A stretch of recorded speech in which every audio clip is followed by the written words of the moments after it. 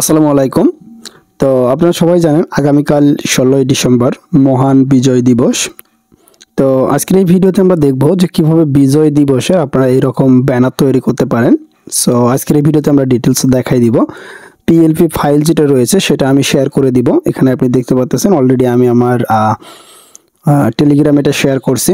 এটা আপনারা ডাউনলোড করে খুবই সহজে আপনারা এডিট করতে পারবেন। 1 সেকেন্ডের মধ্যে আপনারা এরকম একটা ব্যানার তৈরি করতে পারবেন আপনার লোগো আপনার নাম দিয়ে, ঠিক আছে।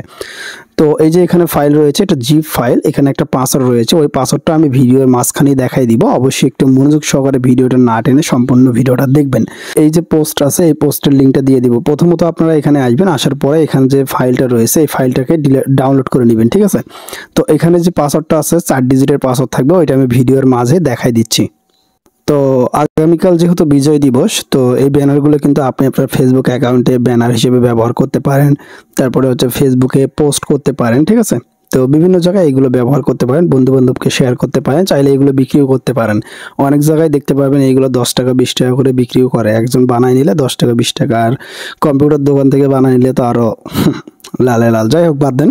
তো এখন মেইন কথা হচ্ছে আপনারা বানাবেন কিভাবে সেটা আমি দেখাই দিচ্ছি। সো এখানে দেখেন এরকম একটা ব্যানার যদি আপনি বানাইতে চান, জাস্ট 1 মিনিট সময়ও লাগবে না, 1 মিনিটের কম সময়ে আপনারা তৈরি করতে পারবেন।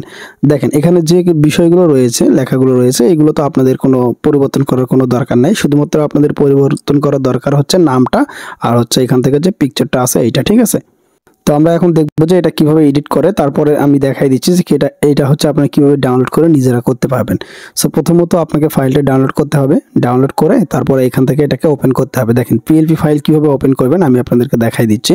সো পিএলপি ফাইল ওপেন করার জন্য আপনাকে সরাসরি এখান থেকে চলে আসতে হবে থ্রি ডট লাইনে, থ্রি ডট লাইন থেকে ওপেন পিএলপি, জাস্ট এখানে ক্লিক করে দিবেন, দেন এখান থেকে পিএলপি সিলেক্ট করে দিবেন। সো পিএলপি সিলেক্ট করে দেওয়ার পরে আপনার ফাইল, আমি যে ফাইলটা আপনাকে দিয়েছি ওইটা প্রথমত ডাউনলোড করবেন, ডাউনলোড করে ওটা হচ্ছে আনজিপ করবেন। আনজিপ করলে আপনি একটা পিএলপি ফাইল পেয়ে যাবেন, ঠিক আছে। তো ওই পিএলপি ফাইলটা ওপেন করবেন, আমি দেখাই দিচ্ছি সেই ফাইলটা হবে কি রকম। এই যে এইরকম আপনার পিএলপি ফাইলটা থাকবে, ঠিক আছে। তো এই ফাইলটা শুধুমাত্র জাস্ট একটা ক্লিক করবেন, দেন এইরকম চলে আসবে, দেন এখান থেকে ওপেন অনলি বা ওপেন হচ্ছে এটাতে যে কোনো একটাতে ক্লিক দিতে পারেন। জাস্ট ওপেন অনলিতে ক্লিক করলাম। সো তারপরে কিন্তু এখান থেকে আপনার পিএলপি ফাইলটা ওপেন হবে। পিএলপি ফাইলটা সুবিধা কি, এখান থেকে আপনারা মন মতো সব কিছু এডিট করতে পারবেন। জাস্ট এখানে ক্লিক দিবেন, এখানে ক্লিক দিলে এখানে আপনি দেখতে পাবেন আমরা যেগুলো টেক্সটগুলো ব্যবহার করছি, যে ধরনের এগুলো ব্যবহার করছি সবগুলো এখানে দেওয়া আছে। আপনারা খুব সহজে এগুলো আনলক করে করে চেঞ্জ করতে পারবেন। যেমন এখান থেকে আপনার প্রথম ফটোটা চেঞ্জ করার দরকার, এখান থেকে আপনি ফটোটা প্রথমত এখানে ডিলিট আইকন আছে, জাস্ট ডিলিট করে দিয়ে আপনার মন মতো একটা ফটো এখান থেকে আপনারা নিয়ে আসবেন, ঠিক আছে। ব্যাকগ্রাউন্ডগুলো অবশ্যই রিমুভ করে নেবেন। আপনি ব্যাকগ্রাউন্ডগুলো রিমুভ করে নিলে এটা খুবই সুন্দরভাবে এখানে বসে যাবে, ঠিক আছে। দেখেন আমি যখন এই যে দেখেন এটা কিন্তু ব্যাকগ্রাউন্ড রিমুভ করা একটা ফটো আর কি। তো এই যে ফটোগুলো এখান থেকে আপনার খুবই সুন্দরভাবে এভাবে বসাই দিয়ে এটা জাস্ট ব্যাগে চাপ দিবেন। এই যে এখান থেকে এখানে আপনি দেখতে পাবেন টু ব্যাক, জাস্ট এখানে ক্লিক করে দিলে এটা ব্যাক সাইডে চলে যাবে। এইভাবে এখানে বসাই দিবেন, আপনার ফটো বসাই দিবেন। আপনার ছবি যত সুন্দর হবে তত কিন্তু এখানে দেখতে সুন্দর লাগবে।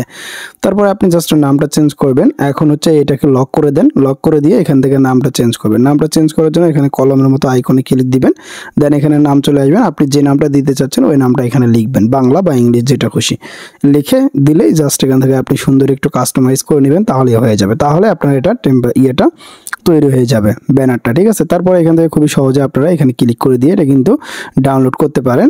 এখান থেকে সেভ টু ইমেজ এখানে ক্লিক করে দিয়ে এটা সেভ করতে পারেন, বা প্রজেক্ট আপনি নিজেও সেভ করে রাখতে পারেন। এখান থেকে আলটা বা আপনি এখান থেকে একটা কোয়ালিটি সিলেক্ট করে দিবেন, এখান থেকে আপনি যেটা নিচ্ছেন পিএনজি নিতে চাইলেও নিতে পারবেন, দিয়ে জাস্ট সেভ টু গ্যালারিতে ক্লিক করে দিলে এটা আপনার সেভ হয়ে যাবে, ঠিক আছে।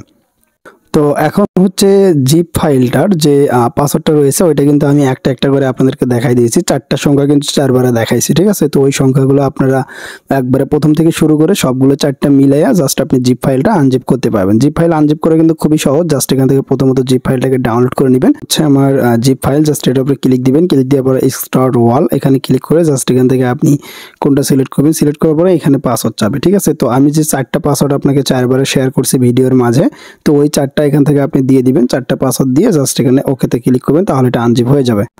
তো দেখেন এখান থেকে এটা আনজিপ হয়ে গিয়েছে। তো আনজিপ হয়ে গেলে এখান থেকে আপনি দেখতে পাবেন এইরকম একটা চলে আসবে। তো এখানে আপনি আসলে এখানে দেখতে পাবেন এই যে দেখেন পিএলপি ফাইলটা কিন্তু আনজিপ হয়ে গিয়েছে, ঠিক আছে। তো এটা আপনি খুব সহজে কিন্তু এখন পিক্সেল ল্যাবে কিন্তু ব্যবহার করতে পারবেন, ব্যবহার করে এটা কিন্তু আপনারা এডিট করতে পারবেন। ওকে, সো আশা করছি বুঝতে পারছেন। বুঝতে সমস্যা হলে কমেন্ট করবেন। ভালো থাকবেন, সুস্থ থাকবেন। পরবর্তীতে যে প্রজেক্টগুলো শেয়ার করব সেগুলো এইভাবেই দিব, ঠিক আছে। আল্লাহ হাফেজ।